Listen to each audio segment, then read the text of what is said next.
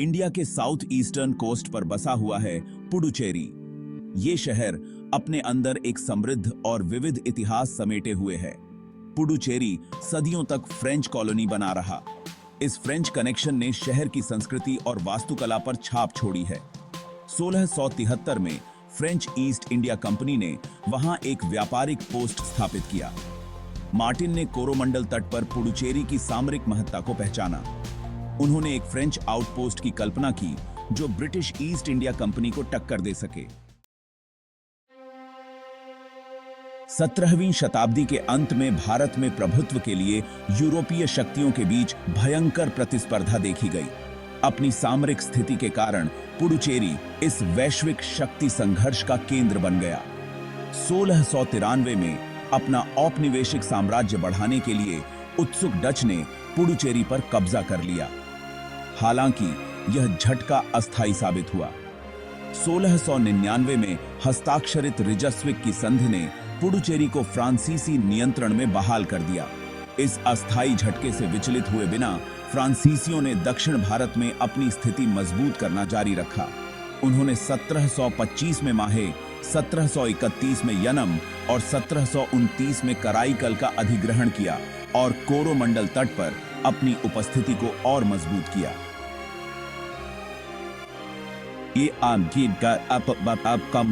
ये अधिग्रहण भारत में फ्रांस की बढ़ती महत्वाकांक्षाओं को दर्शाते हैं और अंग्रेजों के साथ भविष्य के संघर्षों के लिए मंच तैयार करते हैं।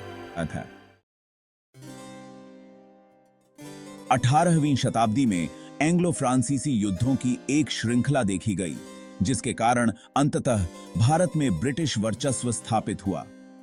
पुडुचेरी अपनी किलेबंदी और सामरिक महत्व के बावजूद इन वैश्विक संघर्षों के परिणामों से बच नहीं सका। रॉबर्ट क्लाइव के नेतृत्व में अंग्रेजों ने 1761 में 7 साल के युद्ध के दौरान पुडुचेरी पर कब्जा कर लिया। हालांकि 1763 में पेरिस की संधि ने पुडुचेरी को फ्रांसीसियों को वापस दे दिया, लेकिन इसने कॉलोनी के इतिहास में एक महत्वपूर्ण मोड़ ला दिया। फ्रांसीसियों को अपनी बस्तियां बनाए रखने की अनुमति दी गई थी, लेकिन भारत में उनकी महत्वाकांक्षाओं पर प्रभावी ढंग से अंकुश लगा दिया गया था। ब्रिटिश ईस्ट इंडिया कंपनी इस क्षेत्र में प्रमुख शक्ति के रूप में उभरी, जिसने पुडुचेरी के भविष्य पर एक लंबी छाया डाली। भाग 4, आजादी का स्वाद, फ्रांसीसी शासन का अंतराल। ब्रिटिश सत्ता के उदय के बावजूद पुडुचेरी ने 18वीं और 19वीं शताब्दी के अंत में फ्रांसीसी शासन की आंतरायिक अवधि का अनुभव किया। 1779 में फ्रांसीसी क्रांति का पुडुचेरी पर व्यापक प्रभाव पड़ा, जिससे राजनीतिक और सामाजिक परिवर्तन हुए। हालांकि फ्रांसीसी नियंत्रण की ये अवधि अल्पकालिक थी। फ्रांसीसी प्रभाव के किसी भी पुनरुत्थान से सावधान अंग्रेजों ने पुडुचेरी पर कड़ी नजर रखी।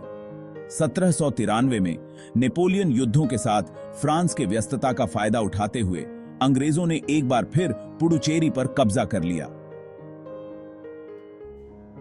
इसने ब्रिटिश नियंत्रण की एक लंबी अवधि की शुरुआत को चिह्नित किया, जो 20वीं शताब्दी के मध्य तक चलेगा। इस समय के दौरान पुडुचेरी अपने विशिष्ट फ्रांसीसी चरित्र को बरकरार रखते हुए ब्रिटिश भारत के हिस्से के रूप में प्रशासित किया गया था।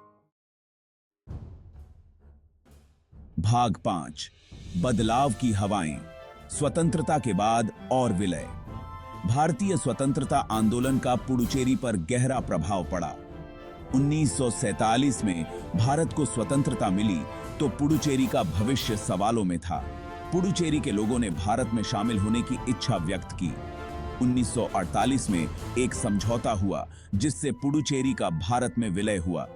इसने फ्रांसीसी औपनिवेशिक शासन के अंत की शुरुआत की।